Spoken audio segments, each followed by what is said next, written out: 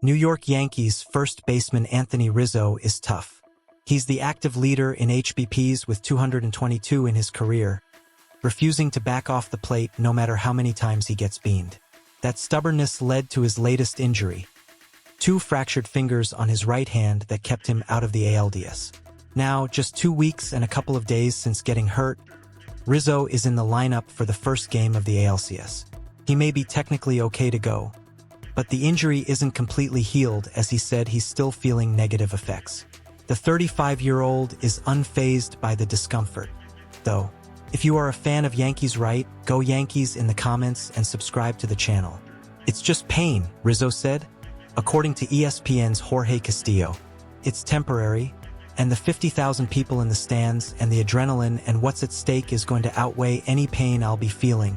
Yankees manager Aaron Boone is backing up Rizzo's claims, while admitting he's at least partly taking the slugger at his word. Pretty adamant yesterday that he's ready to go, Boone said, per Castillo. Trainers feel like he's in a good spot. I feel like just watching him out in the field defensively. He looks very Anthony-ish. New York relied on John Berti and Oswaldo Cabrera at first base to win the ALDS. Both played well in the field, guided by Rizzo's tutelage.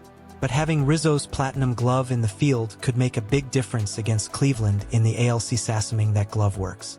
Rizzo's bravado is either admirable or foolish. If he comes back and gets a big hit or two, he'll be a hero. But if his injury makes him an easy out or he drops a throw to first, he'll be something closer to the Black Knight in Monty Python and the Holy Grail, insisting that his injury is just a flesh wound. And there you have it, an intense decision for the Yankees. Whether this risky move pays off or not, time will tell. But we sure hope Rizzo's toughness helps get the Yankees to the next stage. What do you think? Is it a good idea for the Yankees to let Rizzo play through this injury? Drop your thoughts below, and don't forget to subscribe to the channel. Turn on notifications so you never miss out on Yankees updates and game coverage. Now, here's the summary. Anthony Rizzo is back in the Yankees lineup for the ALCS despite suffering from 2 fractured fingers. While he insists the pain won't hold him back, there's risk involved in letting him play. Boone and the trainers support Rizzo, but it's a gamble that could go either way. Yankees' performance in the ALCS could hinge on how well Rizzo handles the pressure and his injury. What's your take on this move by the Yankees? Go ahead. Leave your opinion in the comments, and of course, go Yankees. Rafael Flores entered the 2024 season in a situation he had grown all too familiar with, as he was an unknown in the Yankees organization. Spending his collegiate days at Rio Hondo College, a JUCO school in California, Flores went undrafted in the 2022 MLB draft and ended up signing with the Yankees as a free agent.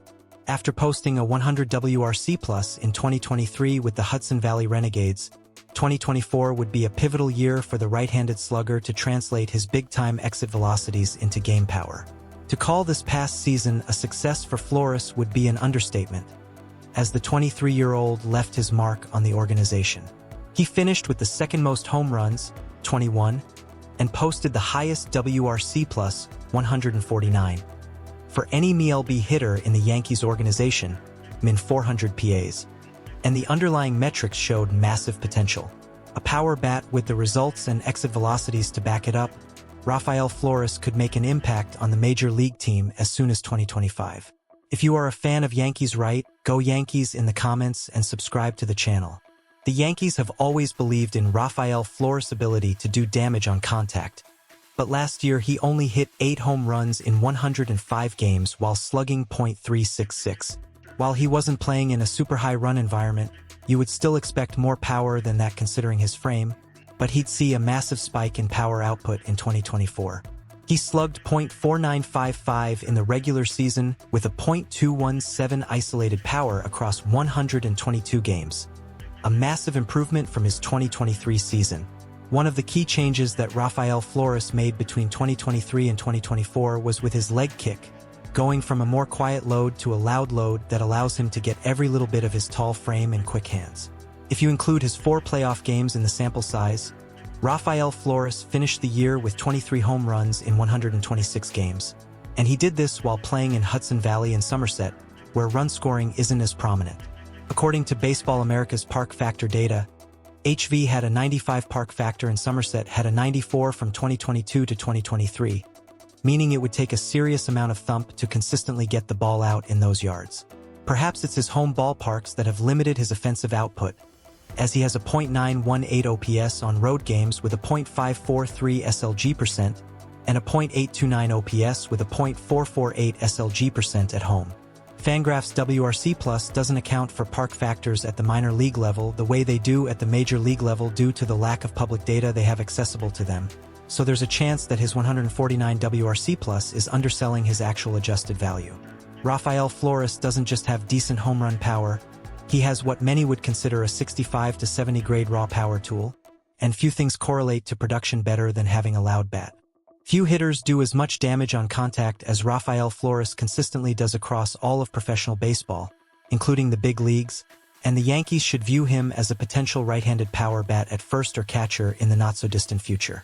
Flores' raw power is so outstanding that his batted ball data compared to Spencer Jones this past season, as he was just 0.3 miles per hour worse in terms of average EV and 0.4 miles per hour better in terms of 90th percentile EV/EV90. Only 7 hitters at the major league level averaged an exit velocity at or above 93.5 miles per hour, min 500 PAs, and Flores' EV90 matches up with the likes of Carlos Correa, Jock Peterson, and Gunnar Henderson. What further impressed me was how Rafael Flores was able to improve his launch and spray angles once promoted from high A to double A, seeing his ground ball rate go from 48.1% to 35.5% and his pull rate improve from 41.4% to 46.4% during the level jump. If he's able to maintain a more optimal launch angle for his powerful swing while getting the ball to left field consistently, we could see a hitter who routinely puts up 25 to 30 HR seasons. Rafael Flores clubbed 17 home runs in 69 games after being promoted to Double A when you include regular and postseason play, which paces him for nearly 37 home runs over 150 games. The one concern about Flores pertains to his ability to make contact consistently, striking out over 25% of the time as a result of a more loft-oriented swing. He did improve on that as the season went on, cutting it down to just 20.8% of the time over his final 22 games of the regular season. The Yankees have seemed to find their catcher of the future in Austin Wells, but first base was a black hole this past season. With Rafael Flores getting plenty of time there this past season, there's a chance he could be developed as one and become a potential solution there. If the contact rates continue to improve, the patient yet powerful Rafael Flores might complete the ascent from an undrafted JUCO bat to a key part of a playoff contending Yankees team. Don't miss out on future updates like this. Make sure to hit the subscribe button and turn on notifications so you'll always know when we drop new content about the Yankees' exciting prospects. Summary: Rafael Flores, who went undrafted in 2022, had a breakout 2024 season, hitting 21 home runs with a 149 WRC+. His power potential has improved significantly, and he's projected to be a key player for the Yankees, either as a first baseman or catcher.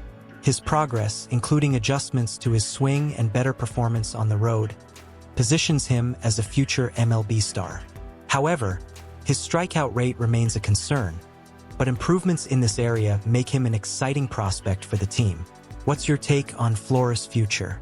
Let me know in the comments below, and don't forget to say, "Go Yankees!"